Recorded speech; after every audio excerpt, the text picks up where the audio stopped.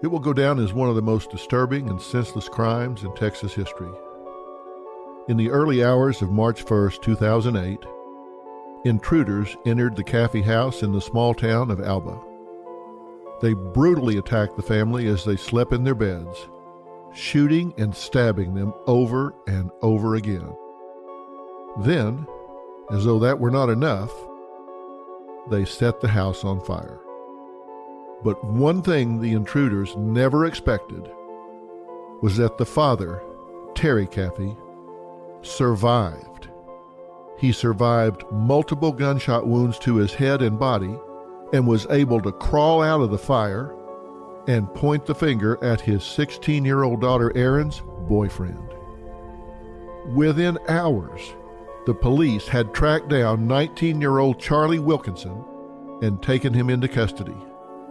He was a local boy, considered a relatively good kid. Aren't they always? Everyone in the area was shocked.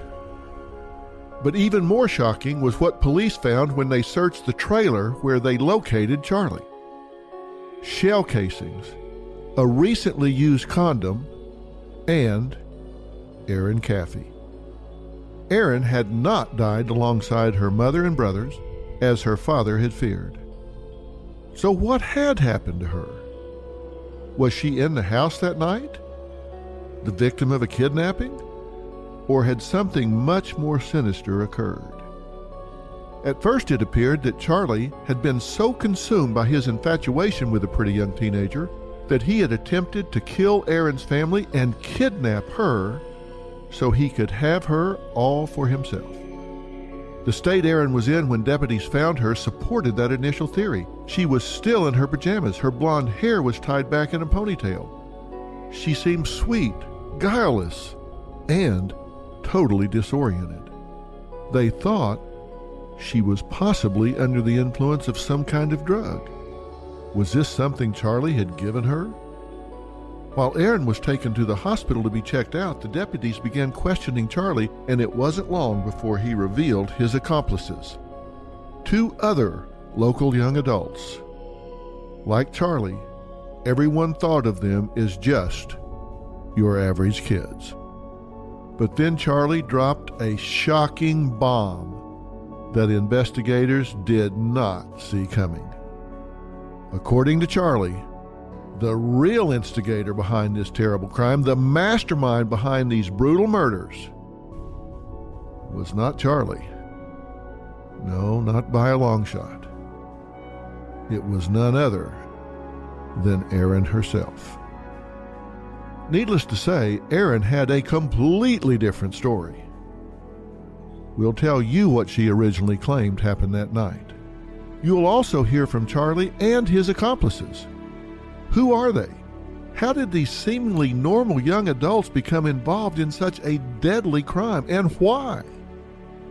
Was Erin, innocent, 16-year-old, naive, sheltered Erin, really the driving force that they claimed? Did she have the power to guide them in this way, to overwhelm them in this way?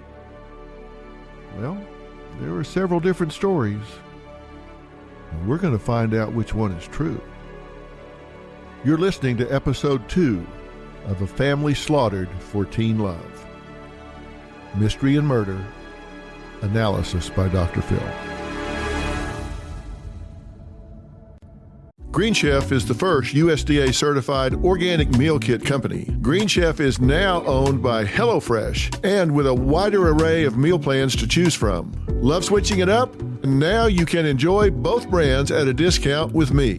Choosing Green Chef means choosing real foods that support a healthy lifestyle. You can count on meals that are good for your body. Green Chef offers unique farm-fresh ingredients and premium proteins. The beef tenderloin with tomato shallot sauce. Now this is a restaurant-worthy meal that's guaranteed to wow. The paleo-friendly meal is fantastic and simple to make. Robin and I have fun creating Green Chef meals. It fits perfectly with our diet and lifestyle. So go to greenchef.com/60mystery and use code 60mystery to get 60% off plus 20% off your next 2 months. That's greenchef.com/60mystery and use code 60mystery to get 60% off plus 20% off your next 2 months. The #1 meal kit for eating well. Now remember, when deputies first found Erin in the trailer, she appeared confused, totally disoriented, as if she had been drugged.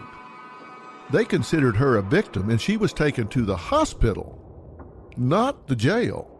She was taken to the hospital for a sexual assault examination.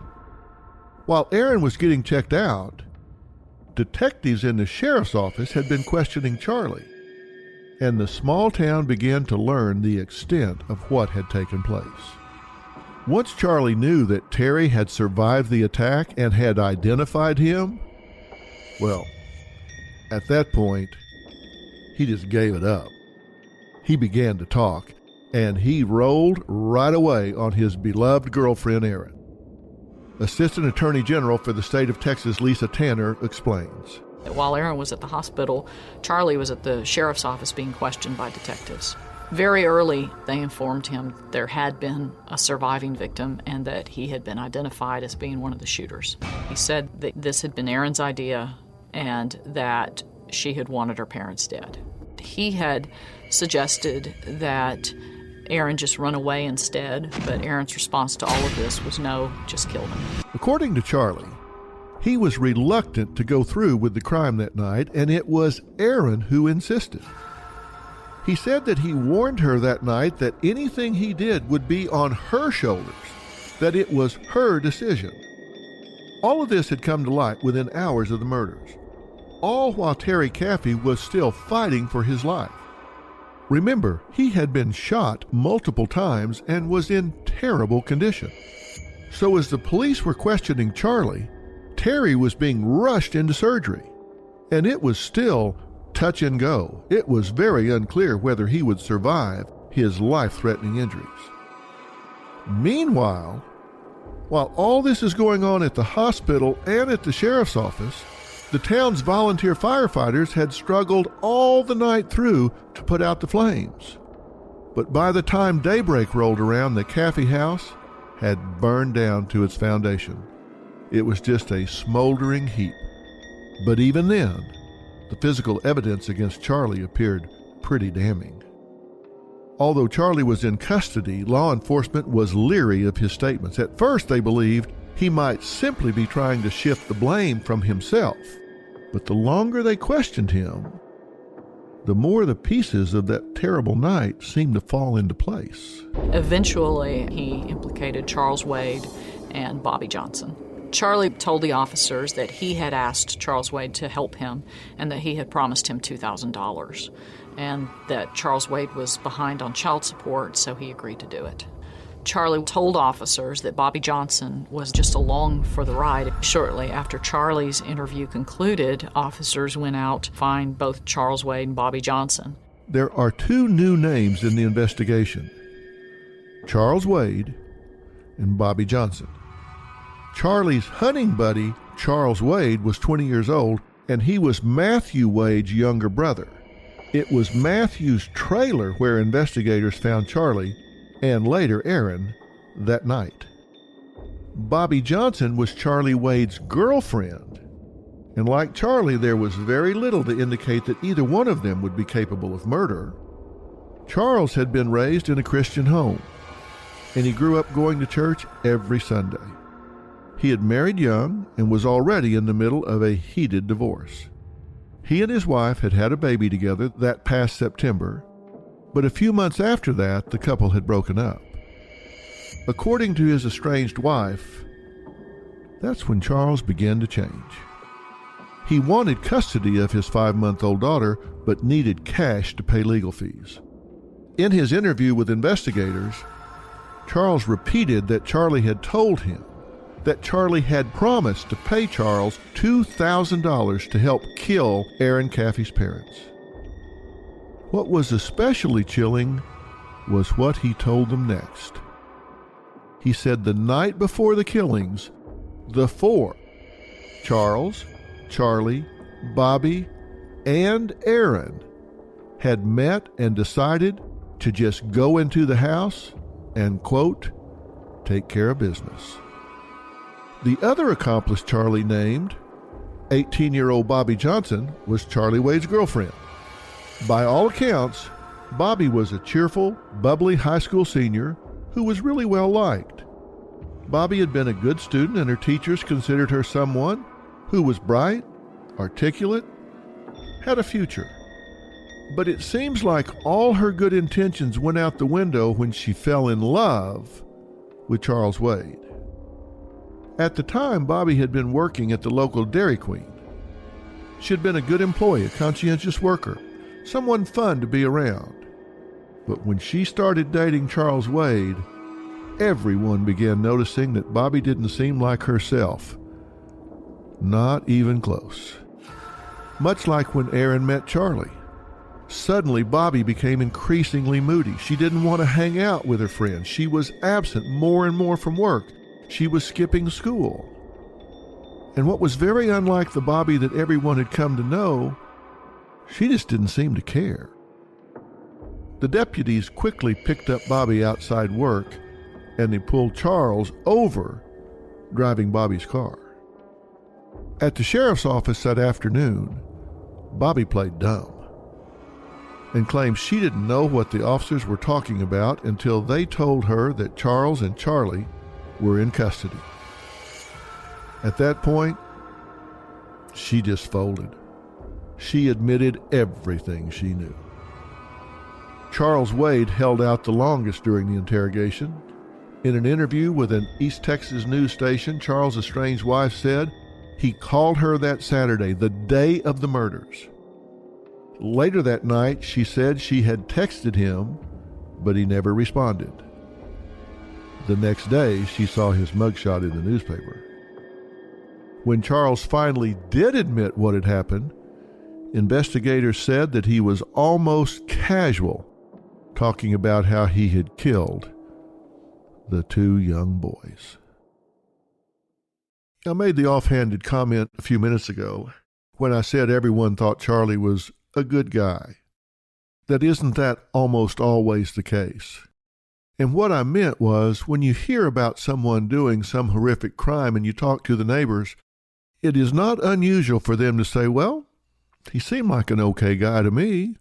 He was kind of quiet, reserved. Oftentimes you hear that. And I think old sayings get to be old sayings because they're profound. Such things like a stitch in time saves nine. Necessity is the mother of invention, things like that. And one that really jumps out at me here is, you can't judge a book by its cover. People didn't really know Charlie all that well. They just experienced him superficially. So here we have three young adults, all supposedly decent kids, two of them active in the church, raised by Christian families with Christian values, but yet they have admitted to a serious crime. And when you take the words serious crime away and describe what they actually did, let's think about that. They went in someone's home and shot them in the face, took a sword and hacked the woman in the neck to the point of almost decapitating her, screaming, "Die, bitch, die," and then shooting the husband in the face and the torso multiple times. This was premeditated. It wasn't like they went into the house, got surprised by the owners, and had to fight their way out. They went in that house with a gun and a sword. They were not confronted. They found these people asleep in bed and shot them and hacked them in their sleep. So this was premeditated and very consciously decided upon. And you can think, okay, that's hard to understand, but was it something that was on impulse? Was this a crime of passion driven by a misguided love? But then you have to understand they walked across the house and up the stairs and sought out two young boys and viciously, cruelly murdered them. And you can say, well, of course, they couldn't leave witnesses behind. These boys were not witnesses. They were upstairs. You can't see through the floor. You can't see downstairs. These boys were upstairs, and had they heard anything, they were hiding. These were not witnesses. So they methodically, purposely crossed the living area of the house, went up the stairs, and sought these defenseless young children out and murdered them viciously and cruelly. And then the cover-up was to set fire to the house. Killing the boys was not to protect their identity. Burning the house was to cover their identity. Now, the question becomes, these boys went from no known violence to the most horrific, personal, up-close violence that you can imagine. This was not a drive-by. This was up close and personal. They went into the house of people they knew, people they had talked to, people they had broken bread with, people they had looked in the eye, and hacked and shot and burned them to death. Now, something is seriously, seriously wrong when you go from nothing violent, no stair steps, to this level of violence. The question becomes, how did you get there? Well, clearly, there's no moral compass here. There's no boundary here. Discipline is always such that it should be designed to be internalized. When you tell a child, you eat your vegetables before you eat your dessert. You're guiding them, you're disciplining them. Why you do that? Because you hope later in life they'll learn you do what you need to do before you do what you want to do. All discipline is supposed to be instruction. It's supposed to be internalized so people can self-discipline later. Where was the guidance in these boys' lives? Where were the boundaries? What was the opportunity for them to internalize? Had anyone taught them impulse control? Had anyone set boundaries? Had anyone taught them the difference between right and wrong, the value of human life, what you do not do to take someone's life, some innocent person's life? Who had failed to create boundaries that would be recognized by these young men? One that would kill 4 people for $2,000? One that would kill 4 people if he thought that would give him access to someone he had been dating for a few months? Are you kidding me? Is life that cheap? Apparently so in these boys' lives. And you have to wonder, think about it from your point of view. How far from normal would you have to go from your current state, your current values, beliefs, and boundaries, would you have to go for this to be okay in your mind? And I'm certain the answer to the question is, you can't get there. You're sitting there thinking, Dr. Phil, there is no way, there's nothing you could say, nothing that could happen, nothing that would occur in my life that would make it okay with me to go in someone's house and murder 2 innocent children, hack a woman in the neck with a sword, and shoot a man in the face and multiple times in his head back. There's no way that I could become so disoriented, so out of touch with morality, that would be okay with me. That's how far from normal, that's how far from adjusted these people were. Predators live among us. I have said so many times that I think what I was taught growing up, which is you give people the benefit of the doubt, is a higher form of insanity. You do not give people the benefit of the doubt, nor should you be paranoid, nor should you be judgmental. You should gather data. And unless and until you have enough data to make an informed decision, an informed judgment about who someone is, you should not expose yourself to that person. Now, in this case, did they have enough data to predict what was going to happen? Sadly, no. No one had enough data. I don't think the parents of Charles Waid or Charlie Wilkinson had enough data. I don't think these parents of Erin Caffey had enough data. I don't think anyone sat there and said, we're dealing with two potential mass killers here, two unprincipled psychopathic murderers, but we'll just kind of go along and see what happens. I don't think that's what happened at all. I don't think they showed themselves. I think these were wolves in sheep's clothing. And unfortunately, it's very hard to predict. But when you ask the question, who could do this? Who could go from being in Sunday school, married with a child, 1 month, and murdering 4 innocent people the next? Who could be dating someone's daughter and because there's been a boundary line drawn, just decide to kill everybody and be ignorant enough to think that everybody will just go, oh, I just don't figure he has anything to do with it. I mean, that is both ignorant, naive, and not very sophisticated. So we're talking about people that are functioning at an emotional age way below their chronological age.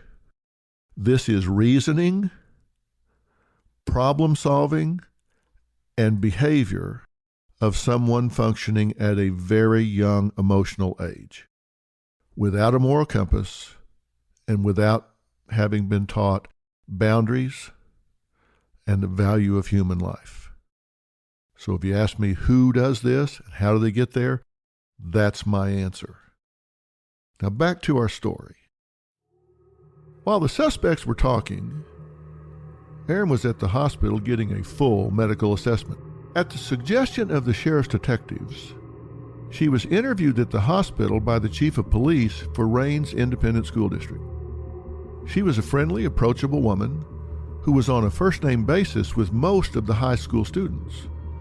Detectives felt that she was someone whose presence would help make Erin feel more comfortable. It's important to note at the time, Erin was still believed to be a victim, a girl who investigators presumed had been kidnapped after the murders. When the chief questioned Erin, she talked about that night in a quiet, timid, childlike voice. She seemed hesitant and gave very few details of that night. She still seemed confused. She said she had woken up in a house full of smoke and 2 guys with swords, dressed in black, had ordered her to get down on the floor. Although she was still unsure how she had gotten to the trailer, she did remember trying to call her friend Charlie and being unable to reach him. Then she drank, quote, some stuff. Her words. Some stuff that was offered to her at the trailer, and she said she could not recall anything after that. According to the chief, she was teary at the start of the interview, but after that she showed very little emotion. When she was asked if she had anything else to say, Erin whispered, "They're coming after me." Well, who was coming after her? Well, that was unclear, but before the chief could ask Erin, she shut down. This is a girl who on the surface seemed scared and lost. After all, for all police knew, she had suffered a terrible trauma. But the officers who were with Erin that day noticed something big that was not adding up. They would later reflect on the fact that Erin had not smelled like smoke when they accompanied her to the hospital. That morning, they felt only sorry for this sweet, soft-spoken girl who had just lost her mother and 2 brothers. The officers stayed with Erin until she was released from the hospital, then offered to go along with her and her grandparents to the intensive care unit at a nearby hospital to check on Terry, Erin's father. But Erin's story was about to start unraveling. Although Charlie, Charles, and Bobbi had all been questioned separately, all three of their stories matched. And all three pointed to Erin as the driving force behind the murders. While Charlie, Charles, and Bobbi were still being interrogated at the sheriff's office, Erin's grandparents were driving her to the hospital where her father Terry had been taken. Escorted by the police, it was just a few minutes into the drive, one of the officers got a call on the radio. They were told, "Do not let Erin go to the hospital to see her father. Arrest her."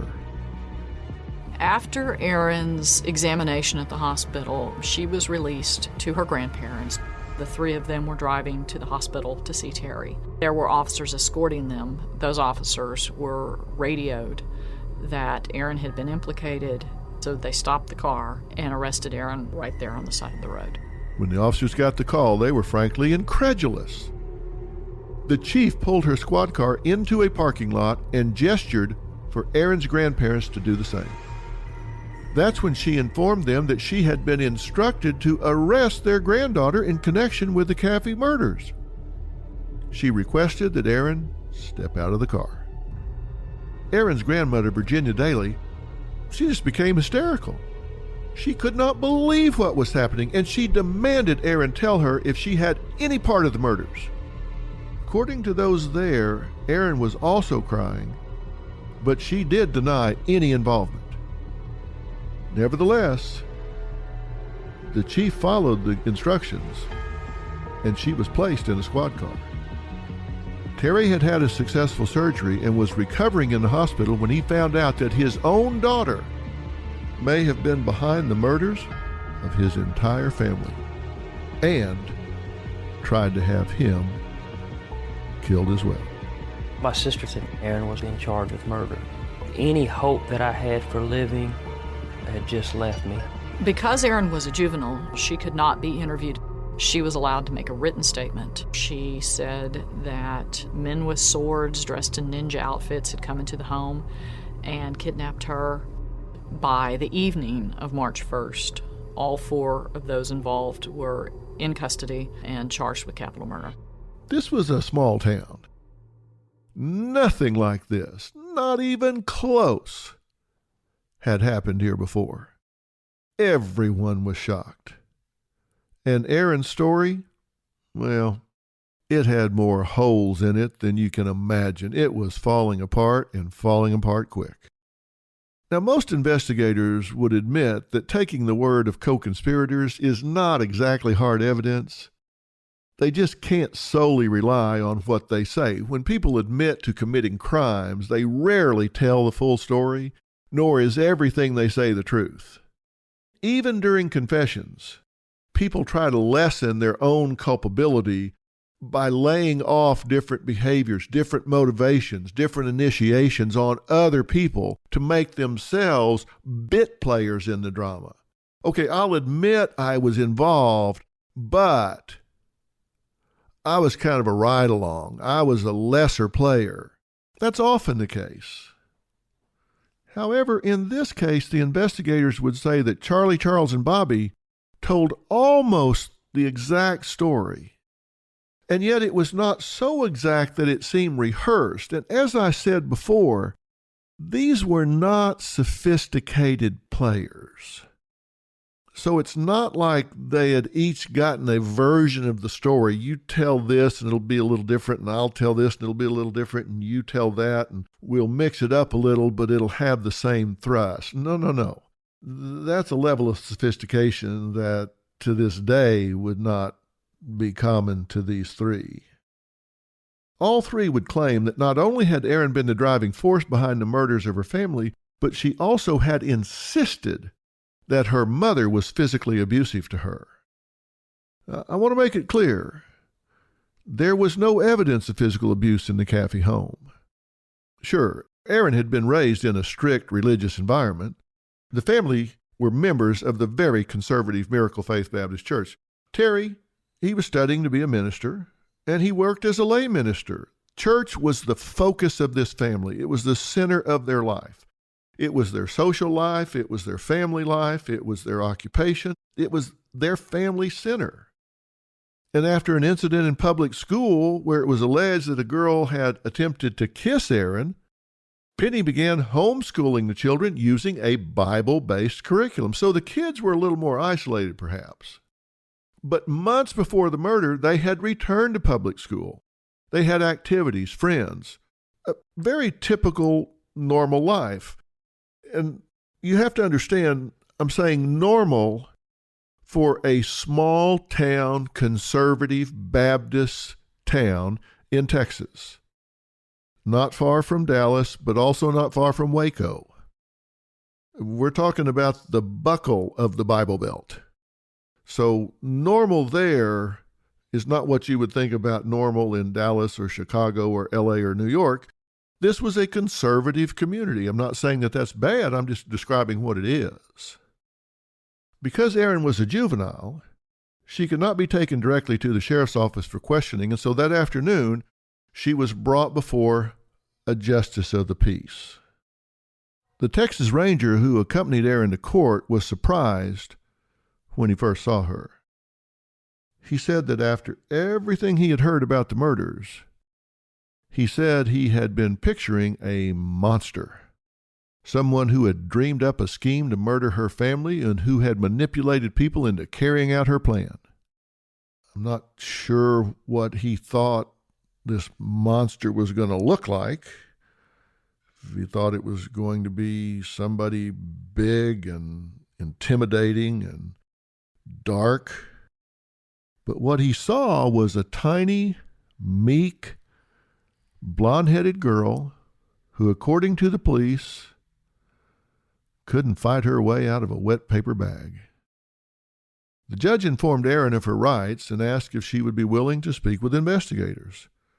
She declined, which was her right, and instead she elected to make a written statement. It was very brief. Her handwriting was girlish, and it echoed what she had told the chief in the hospital. Here's exactly what she wrote. I'm going to read it to you, word for word. I woke up in a house full of smoke, and two guys with swords told me to lay face down and don't get up. Then they left the room, and that's when I got the phone and called my friend Charlie. Then the next thing I remember is waking up by the cops in that house, and I don't know who it is or where I am. End of statement. Pretty much the same thing she said before, but it directly contradicts the other three statements of those involved. After Erin finished writing out her statement, she was taken to the Juvenile Detention Center in Greenville. Remember, she's just 16. If she's done what she is accused of doing, that's a very grown-up act. But she's still just 16, so she was taken to Juvenile Detention Center in Greenville, where she was held on charges of capital murder. So less than 24 hours after the murder, Charles Waid, Bobbi Johnson, Charlie Wilkinson, and Erin Caffey were all in custody and all charged with capital murder. Again, you ask in your mind, who could do such a thing, and why would they do it? And one of the things that I attributed to them was a very unsophisticated mindset and a very immature emotional age. That's how you get caught within 24 hours. You have no plan. You have no forethought. You have not run this through your head. What if somebody looks our way? What are we going to say? What are we going to do? How are we going to escape? What is our plan? You are not sophisticated enough. You're not mature enough. You're not cognitively developed enough. And so you get caught, and the first time they ask you a question that makes you uncomfortable, you fold up like a tent in a windstorm. And that's exactly what happened here. As the police continued to piece together what had happened that night, there was another blow to Erin's story. The police got the result of Erin's toxicology report, and it showed no drugs in her system. That meant that when the officers had found Erin in the trailer, even when she talked with them at the hospital, she had been faking confusion, disorientation, memory loss. Erin's written statement brings up other inconsistencies as well. For example, she claimed to have woken up to the smell of smoke, but the fire was set after all the gunshots. So did she sleep through all those gunshots and the sounds of her brothers screaming? And why didn't she smell of smoke at the hospital? If you have ever been around any kind of fire, if you're in close proximity to it at all, it permeates your hair, your skin, your clothes. It's acrid. It just gets all over you. But not Erin. She did not smell of smoke at all. If Erin was the mastermind behind the murders, where exactly was she when they happened? Exactly what role did she play? Since it was Erin's right as a juvenile not to be questioned, the police would have to uncover all the information themselves, because Erin at least had the good sense to not be talking. But the other three involved, as I've already said, were talking and talking plenty. Charles told detectives that night that he, Charlie, and Bobbi had driven to Erin's house intending to rob and kill the Caffeys. However, when they pulled up, the Caffey's dog had barked so much that they decided they needed to leave. But Erin supposedly had called Charlie on his cell phone and promised to keep the dog quiet when they returned. So the threesome turned around and went back. Listen to what Charles Waid had said to the detectives in his interview. Originally, she was supposed to keep the dog quiet. Okay, she was supposed to keep the dog quiet. Well, she calls back around 2 o'clock, right at 2 o'clock, and says if she's out at the road to come pick her up and discuss what we're going to do.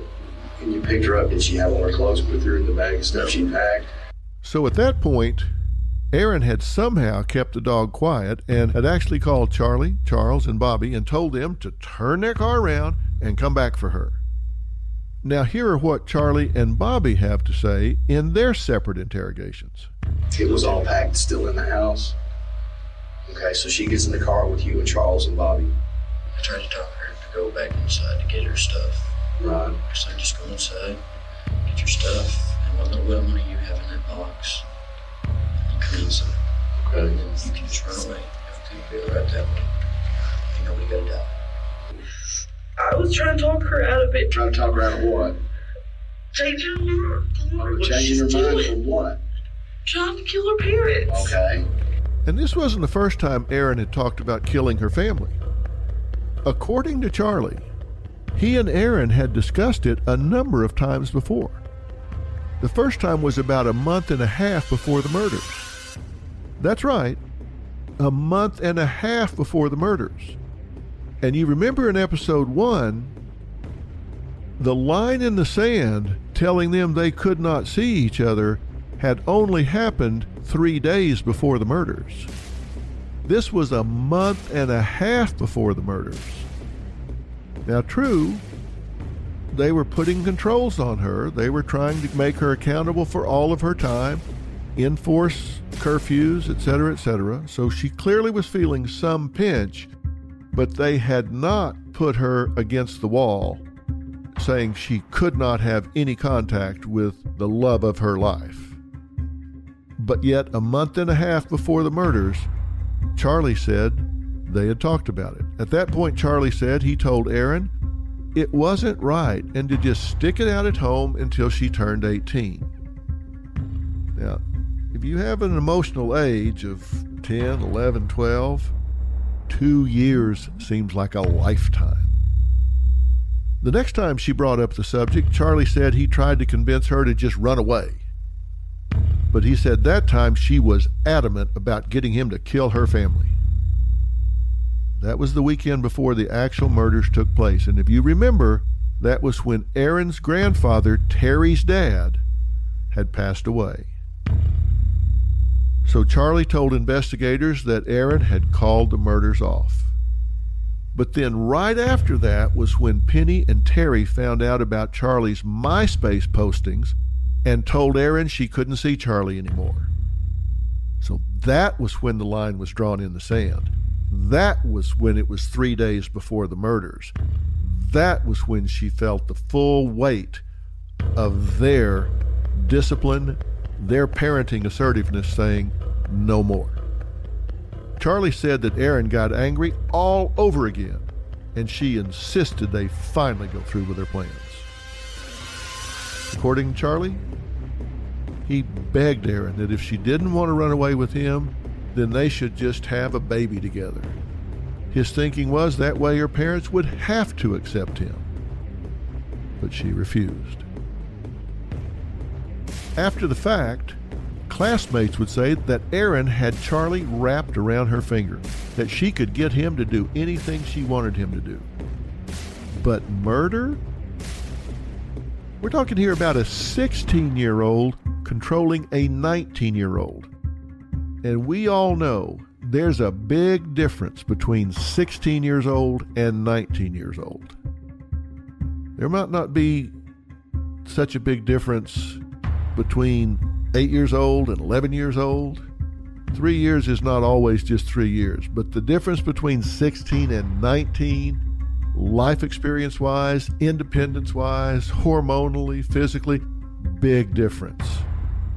But here we've got a 16-year-old who's still got stuffed animals on her bed, supposedly controlling a 19-year-old who is out living independently on his own, working in the world, taking care of himself. And they say she could get him to do anything she wanted to do, but murder? According to Charlie, Erin had told them that killing her parents was the only way they could finally be together, which is what he desperately wanted. And when she said it is the only way, she convinced him that was the truth. So how does a 16-year-old girl have such influence and control over a 19-year-old guy that's living on his own and supposedly would be much more worldly? You know, it's the power of love. When you live in a small town and there's not a whole lot to get involved in and be passionate about, and you fall in love, that can just be all-consuming. It can be all-consuming right in the middle of New York City, but it can certainly be all-consuming for somebody like Charlie, who doesn't have a whole lot else going on in his life. Doesn't have a great career, doesn't have great family relationships, doesn't have a great future lined out, something that he's pursuing and just really excited about. And then here is a really young, attractive girl that has just swept him off his feet. I mean, he thinks he's punching way above his weight here. You know, he's kind of a scruffy ne'er-do-well in town, and then here is this young, cute girl that would be considered a real catch by anybody. And Charlie's got her, and he's going to hang on to her. And whatever he's got to do that, whatever he's got to tell her, whatever he's got to agree with, he's in love and he's going to do it. He wants to please her. And we know they had had sex, and at that point, he's all in.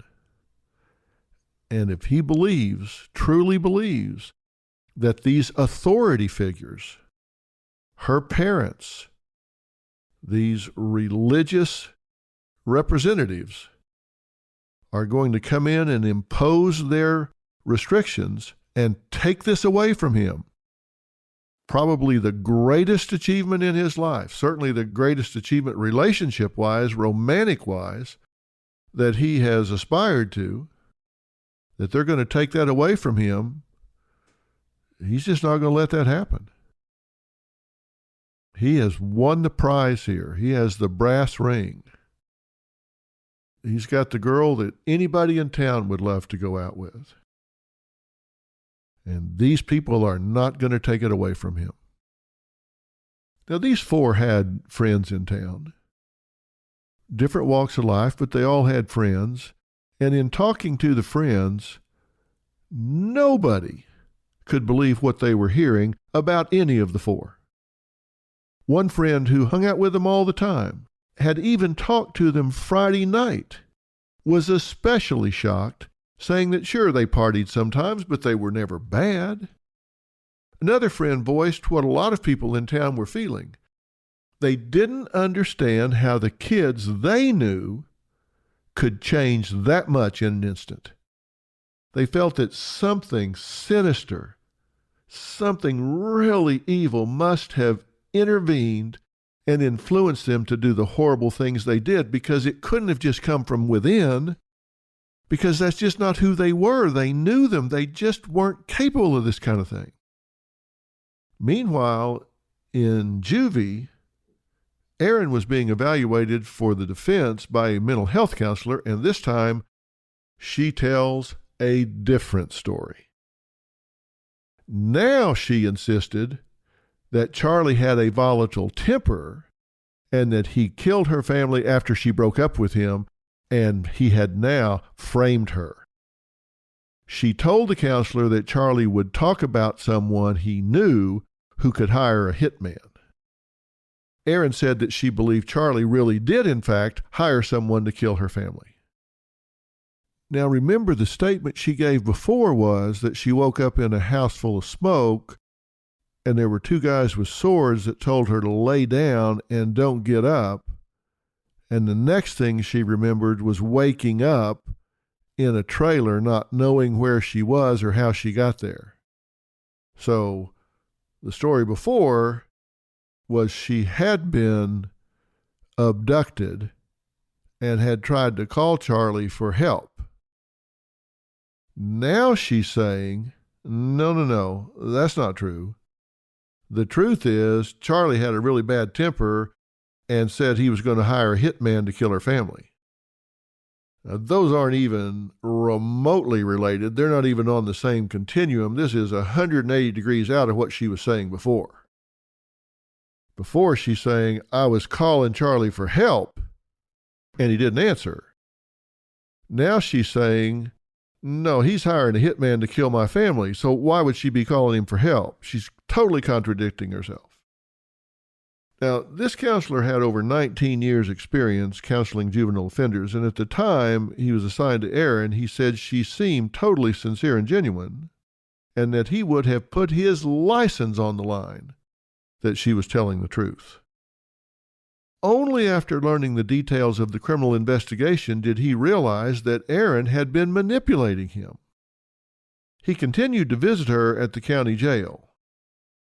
But he said what disturbed him most at the end of almost a year of counseling was the realization that he could no more explain why she had wanted her family killed than on the day he had first met her. During their sessions, Erin refused to say one negative thing about her parents. So after a year of counseling, this counselor had the candor to say she remained a complete mystery to him. And I have to say, my hat's off to this counselor. And you say, that's odd. He got nowhere with her and she manipulated him. So why hats off to this counselor? Because this counselor is being honest that this young girl was a complete mystery. He's not feigning some sort of insight or wizardry about her. He's saying she's manipulative, she's got her guard up, she's not letting anyone in, and I don't know any more about why she did what she did after talking to her for a year than I did day one. That takes courage to acknowledge, and is often the case when you're dealing with someone like this. So, yeah, my hat's off to that counselor for his candor and straightforwardness. Erin's actions were a mystery to her father, Terry, as well. Although he was still alive, he had lost his wife and his two precious sons. His home had burned down. To say he was suffering, to say he had been through trauma, to say his life had been turned wrong side out would be an understatement. The man was suffering. 6 days after the murders, Terry was released from the hospital and he moved in with his sister's family. That, to me, is a miracle. The man had been shot multiple times, had completely lost the use of the right side of his body, had crawled 400 yards through a wooded area, losing blood, yet 6 days after, he's released from the hospital. Excuse me, but that's Texas tough. Once he moved in with his sister and he had some time alone and some time to think, that's when what had happened to his family started to sink in. He knew what lay ahead for him. He had to bury his wife and his 2 sons, and he had a daughter facing murder charges. Grief is one of the hardest things that we ever deal with in our life. It's not a mental illness. It's not depression. It's a whole other thing all unto its own. Everybody grieves differently, but it is always burdensome. If you love and lose, then it's painful. And think about what Terry was having to shoulder at this point. First off, he's incapacitated. He's been shot multiple times. He's lost his wife. And he didn't just lose his wife, he lost her violently. When we rank the stressors that we face in our life, loss of a loved one is at the top of the list. And within that category, sudden loss is at the top of the list. And within that category, violent sudden loss is at the absolute tip top of the list of stressors. Add to that he had to witness it, and you're now at the absolute edge of the cliff. Add to that you were also violated yourself, shot, injured, incapacitated. And you've lost not one loved one, but 3.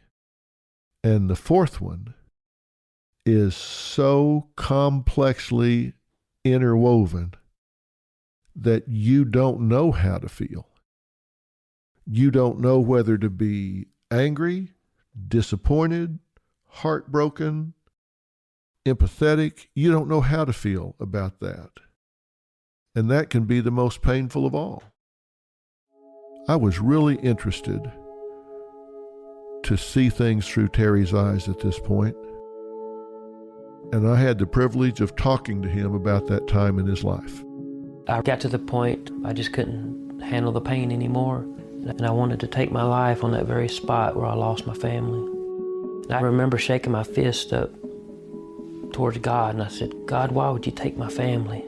I have a gun in my hand, and out of the corner of my eye, I see a piece of paper flapping in the wind. It was a page out of a novel, and it said, I couldn't understand why you take my family and leave me behind to struggle along without them. The first line is all I could read. My eyes were filled with tears. That one single page came from a book called Blind Sight. I never read the book, but Penny did. I knew this was certainly a message from God. That message was that I was going to be able to go on with life and that there was a purpose. Wow, that's amazing. You believe that was a message from God? I do. I mean, I'd hit rock bottom. I mean, I thought my only solution is just take my life. You know, the pain that I was dealing with, all the depression, the anger, the bitterness, the rage, I just couldn't take it anymore. Had you not seen that page flapping in the breeze, would you be dead now? I believe so. I believe so. Well, as expected, Terry was hurting at many different levels. On the one hand, he seemed to be somewhat in denial and isolation, and I'm not sure that was totally dysfunctional, because I think if he admitted everything into his consciousness, if he took on the full weight and gravity of everything that had happened, it just might well overwhelm his coping energies. I think he was taking this in. I think he was handling this, digesting this at whatever pace, whatever rate that he could. And this is a process. And I knew after talking to him that he was going to be at this for a good while. Now, Terry did make a recovery. He told me he took that piece of paper with him and framed it so he would always have it. And he did something else. He went to visit Erin in prison. Now, think about this. The emotional confusion that you would feel, because here's someone that you have loved, that you have protected, that you have raised from an infant, your own flesh and blood. And also, it's the only family you have left. It's just you and her. That's all there is. And so, of course, you have this connection. But at the same time, she's the reason she's the only one you have left because she killed all the rest of them. So you're walking in to see her, and that paternal protection starts to bubble up. But at the same time, you just have got to want to scream, what in the world are you thinking? How could you do this? You tried to murder me. You wanted me dead. You had your mother killed, your little brothers. They had nothing to do with it. On the one hand, you just want to shake her and scream. And on the other hand, you're thinking she's so misguided that she needs someone to be there for her. So when Terry does go to see Erin, she tells him yet a third version of what had happened that night. The first version, two guys with swords get on the floor. Next thing she knows, she's disoriented and doesn't know how she got into this trailer. Story number two, Charlie has a violent temper. She believes he hired a hitman to kill her family. Here's version number three. Erin admitted to her father that she and Charlie had planned to run away. She also told him that Charlie knew someone who could kill her parents for money, but that Erin wanted to think about it because there was, quote, too much going on. Remember I said that people will make a confession and then it's what we call undoing. They will tell you, yes, I was involved. No, I wasn't. Yes, I did know what was going on. Yes, I was involved, but only sort of. They try to trivialize and confess at the same time. They try to contextualize and minimize their involvement and manipulate the situation, and if you let them talk long enough, they'll wind up being a victim. And here she is facing her father, who is the ultimate accountability because she tried to have him killed and did have his entire family killed. So she's going to say, okay, here's the deal. We did talk about running away, but I was backing out of this whole thing because there was just too much going on. I mean, your father had died, grandpa had died. I was just trying to back out of all of this. So, yes, there was something going on. I was seeing him behind your back. It was bad, and I probably allowed this to happen. If I hadn't done that, maybe this wouldn't have happened. But in this version of Erin's story, she tells her father that she and Charlie went back and forth about running away and that they drove around drinking and trying to decide what to do. So again, see, we're going to admit some irrelevant details. It's sort of like, okay, I'm going to give you this one because I'm deflecting from that one. I'm going to admit some things that buy me credibility. I'm going to give you a modified mea culpa. I'm going to tell you some bad things I did, and you're going to be thinking, well, if she's lying, she wouldn't be admitting that. And I'm going to get you looking over here at the fact that I'm admitting that I was driving around drinking your 16-year-old Christian daughter of you, the lay preacher studying to be a minister, was driving around behind your back with an older boy drinking, trying to decide what to do. Ultimately, Erin said she did decide she wanted to go with Charlie, and he said he would sneak back into the house to get the bag she had packed. But when they got back to the house, Charles Waid said he had come to kill, and he wanted the money Charlie had promised him. So Charles and Charlie, the boyfriend, started arguing, and Erin got tired of listening to them and told them, just do it. Again, think of the emotional age here. We're going to justify this by saying, oh, I got so tired of hearing them argue. Just go ahead and kill my family. Just do it. Quit arguing, just do it. Think about that. Erin is telling her dad that she gave the okay to murder him and the entire family because she was frustrated at hearing them argue. So she's saying, I didn't do it. They did it. And I said, just do it out of frustration because they were just arguing so much. I just couldn't take it anymore. And here's your victim. I was a victim. I was in the crossfire between these two. I couldn't take it anymore. So in frustration, I just said, do it. Now, at that point, Terry, who I know and have talked to and can tell you does not suffer from a compromised emotional age, is a fully functioning, intelligent, emotionally developed adult, had to go into emotional shock at this point. Did I just hear what I just heard? Did she just tell me that she gave the okay to have me and the family murdered? At that point, he had to be thinking, who have I raised here?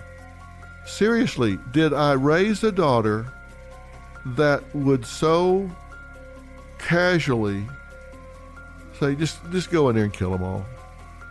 As a father, forget about Dr. Phil, as a father, I can tell you that had to be the hardest thing to wrap his head around that he had heard come out of her mouth in 16 years. Just to be clear, Terry said that he asked Erin if she knew they were going to murder her family, and she nodded. She couldn't even admit it out loud, but she had just said, she told him, just do it. Let's be clear here. She nodded yes. And again, she wants to sort of own this. She's not going to say it out loud. She's just going to give the nod. So what really happened that night? We've heard from Terry, but he was a victim. He only knew what he witnessed from his point of view, which was catching a bullet in the face and going face down when it knocked him off the bed, and then watching his wife get hacked to death. We've heard from Erin, who's told 3 different stories.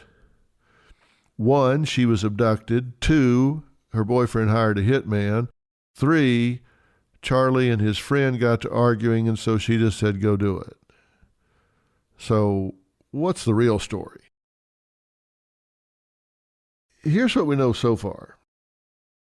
After the Caffey's dog stopped barking, the threesome, Charlie, Charles Waid, and Bobbi, the young girl, picked Erin up at the end of the parents' driveway and rode around for a while talking about what to do.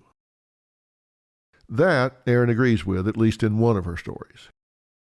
But we have the first-hand accounts of the 3 others who were there that night. You've already heard Charlie tell the detectives that while they were driving around in the car, he asked Erin several times to just run away. You don't have to kill anybody. Nobody has to die. Just run away. But she was emphatic that she wanted her parents dead. So finally, the group turned back towards the Caffey home and parked down the road. It was agreed that Charlie would kill Erin's parents, and Charles Waid would take care of the 2 boys so no witnesses would be left behind. I think sometimes the English language really fails us. You have to imagine this scene. We have these 4 people in this car. They're doing a division of labor, a division of murder labor.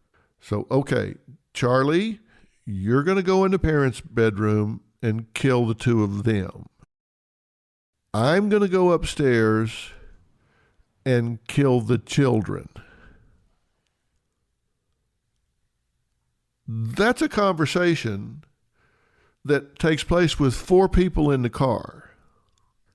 Now, you'd have to think at least 1 out of 4 people would raise their hand and say, wait a minute, what are we talking about here? Have we gone crazy? You would think at least 1 person would have the good sense to say, hey, guys, come on. Let's go to the pancake house and think about this. Come on. Let's take a breath here. In his interrogation, Charlie told the investigators about his decision to follow through on Erin's wishes. Here's a quote. I joined the Army to do whatever needed to be done without thinking.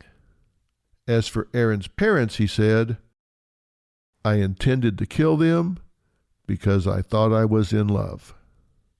Now you remember I said earlier, here's a guy that's got a pretty dead-end looking life. He hadn't got a whole lot going for him at the time. He hadn't got a whole lot going on.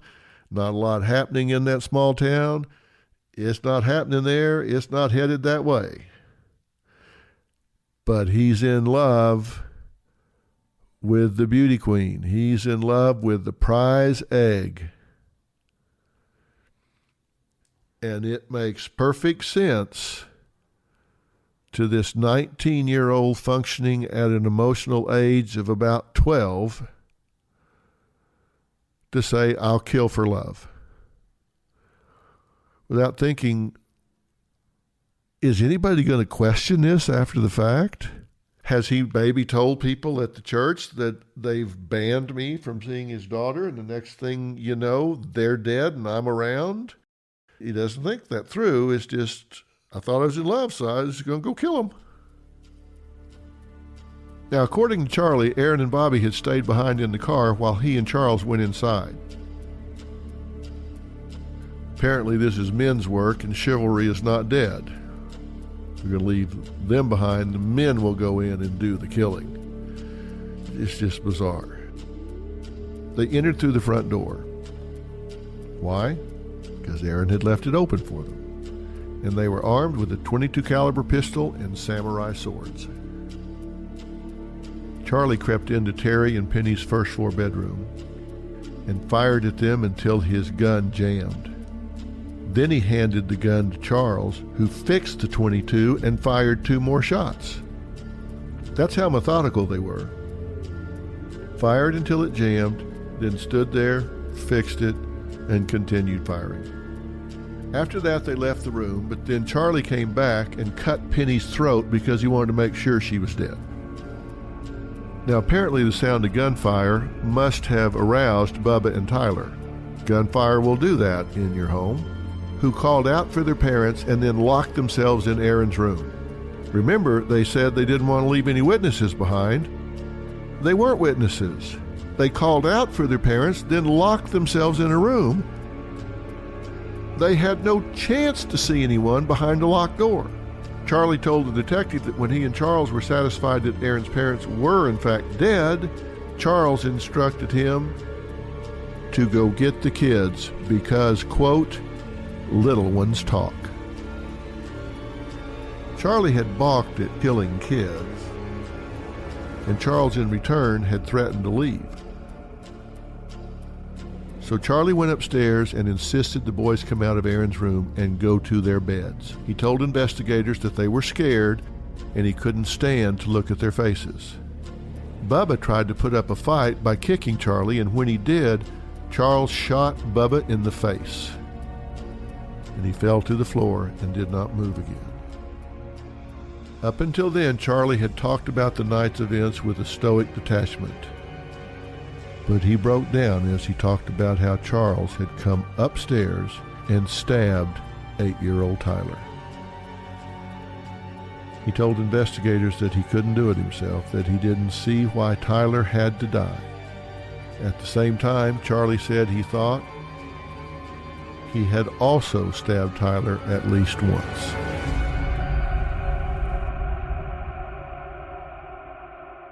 You hear the insanity of this. I shot one child in the face. I just can't bring myself to stab the other one. Oh, wait a minute, I did stab him once, but it was just once. The immaturity, the insanity, the lack of empathy with these two is hard to describe. After the killing spree, Charlie told detectives that he carried a suitcase of Erin's belongings, which he had previously packed out to the car, that she seemed happy. She smiled and said, "I'm glad it's over." Again, a complete lack of empathy. At this point, two people have just walked out of the house, and you are fully believing and aware that the people that brought you into this world, raised you, held you when you were sick, fed you, the brothers that you played with, that would sit in your lap and watch a movie, would come to you and talk and just live together all these years. Somebody has just gone in and shot and hacked them to death. And they come out and you're smiling. And you say, well, I'm glad it's over. So then Charlie and Charles went back inside to rob the Caffeys. Their take, $375 and some change. And a few pieces of jewelry. $375. It's $93.75 a life. They thought they'd killed 4. Less than $100 per life. Quite a haul. After that, the two used their pocket lighters to set fire to furniture and clothes and bed sheets. Charlie said that as they hurried down the gravel road away from the Caffey's house, they could see it was burning. The four then drove back roads for a while to blow off steam. Then later that night, Charles had dropped him and Erin off at the trailer, where they had sex to celebrate. You heard me right, to celebrate. Remember when the officers went to search the trailer, they found a recently used condom? There's your celebration.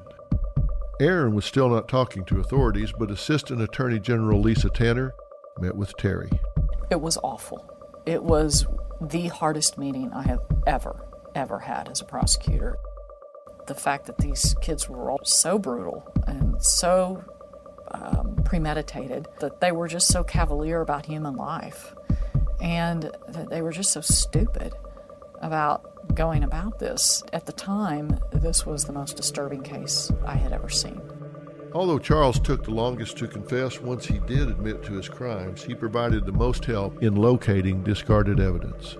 The next day, he came back and wanted to come cleaner, I suppose, and he then led the investigators out to the creek where the sword was, where the one lockbox was, where Erin's suitcase was, and the boots were, the bloody boots were in the box from the new boots stuffed underneath a bridge. Not only did Charles use the money he stole from the Caffey house to buy new boots, he was kind enough to keep the old bloody ones because he said if he got away with the crime, then he would, quote, have 2 pairs of boots. If that doesn't define for you the level of intellect here, I just really don't know what else to say. He did not discard bloody boot evidence because if he got away with it, he would have 2 pairs of boots. All 4 defendants were initially charged with 3 counts of capital murder, although Erin, being a juvenile, could not receive the death penalty. It's important that you know a little background about capital murder. It's considered one of the most serious crimes someone can commit. The state of Texas recognizes 4 classes of homicide: capital murder, murder, manslaughter, and criminally negligent homicide. Texas does not recognize degrees of murder such as first or second degree, as most people are familiar with. The only difference between capital murder and murder in Texas is the punishment imposed for each. Capital murder is punished with either a life sentence without parole or the death penalty, while murder is punished with a prison term of 5 to 99 years or life in prison. To convict a defendant of capital murder, prosecutors must be able to prove beyond a reasonable doubt that the defendant intentionally and knowingly caused the death of another person, that the defendant intended to cause serious bodily injury and committed an act that was clearly dangerous to human life, and this act caused the death of an individual, or that the defendant committed or attempted to commit a felony, and in performing that felony, committed an act that was clearly dangerous to human life, and this act caused the death of an individual. This was not a hard call. Prosecutors sometimes frustrate victims' families because they move very slowly. Victims' families want people charged, brought to trial, convicted, and sent to prison, and they want it done yesterday. And I 100% understand that. But prosecutors also know they get one bite at the apple, and they move cautiously and carefully, because if they fumble something, if they take someone to trial too early, if evidence is disallowed because of some procedural problem, if there's been a problem with chain of evidence and something gets disallowed that's necessary for the conviction, if they make a mistake, they don't get a second chance. If that person gets acquitted, they walk. And when they get convicted, they're going away for a long, long time. So prosecutors move very carefully, very methodically, very purposely, and they seldom bring this kind of a case unless they are dead sure they can win it. In this case, prosecutors looked at this. This was a layup. The more deputies investigated, the more people came forward, and the guiltier Erin looked. These people were confessing to what they had done, that is, all but Erin, and the three co-conspirators were all telling the same story. Not so pat that it looked like it was pre-planned, but they were just telling very consistent stories, and she was changing hers like people change shirts. One fellow church member of Erin's told investigators that around Thanksgiving, Erin talked about hiring someone to kill her parents. Another church member said that Charlie told her he had a girlfriend he wanted to marry, but her parents didn't like him. He said that he guessed he would kill them. Even classmates heard Erin and Charles talking about killing her parents. Again, I hearken back to the emotional age, the immaturity, the lack of impulse control. What are we talking about here? Here's somebody that is getting ready to commit multiple murders, and they're walking around school talking about it. They're telling people they're going to do it before they do it, and then they go do it. I mean, come on. When you say, what kind of person will do this? I'm telling you, people that are not very sophisticated, have a very compromised emotional age, poor impulse control, and a lack of empathy. Anyone with any degree of sophistication, if they had decided they were going to kill somebody, first thing they would say is, do not breathe a word of this to anybody. Don't hint at it, don't say it, don't imply it, don't infer it. Because if you ever say it, we can never do it. They were telling everybody. They just were not mature enough, did not have the foresight to think how this is going to affect things once it's done. With this mountain of overwhelming evidence piling up, Erin continued to remain silent. Then on Father's Day, she wrote Terry a heartfelt letter from jail. I spoke with Terry about that letter. In the letter that she wrote, she says, none of this was your fault. If anything, it was mine. To me, that really sounds like an absence of both empathy and remorse. When you read that, did you think, yes, you're right, it is your fault? Yeah, I mean, I was angry. I mean, There was times I wanted to go back there and grab her and just shake her. Why? It makes sense that Terry's reaction was angry. I mean, seriously? None of this was your fault? If anything, it was mine? Really? If anything, it was mine? Obviously, she's still not owning this, and this is infuriating to him. Among other things, Erin also wrote in her Father's Day letter, and I quote, "I never wanted any of this to happen. I was just going with what he was telling me. He was feeding me all these lies. I got caught up in him, and I feel so guilty. Even though this has happened, I still feel sad. But at the same time, I'm glad that I'm free from the pressure that was being put on me." As I read that letter originally, I had to put it down and walk away and come back and read it. Because it's not just the lack of empathy, it is the abject arrogance of what is being said. At the same time, glad that I'm free from the pressure that was being put on me. I'm free from the pressure. And my ticket out, the price of a ticket out, was you being shot multiple times, my mother being hacked to death, and my 2 brothers being brutally murdered. So I didn't feel pressure. It's just almost hard to wrap your mind around that. She has had time now to weigh the gravity of what's happened. She's away from him. She's not being influenced by him or him by her. She's had an opportunity to sit down and say, "Oh my God, what have I done? What have I allowed? What has gone on here?" And even after all that time to reflect, she says, "Well, I hate it. At the same time, glad." Hard to imagine. Shortly after Father's Day, Erin was certified to stand trial as an adult. That meant she faced the same punishment at trial as an adult, including life without parole. The one notable exception to that, even when certified an adult, a juvenile cannot receive the death penalty.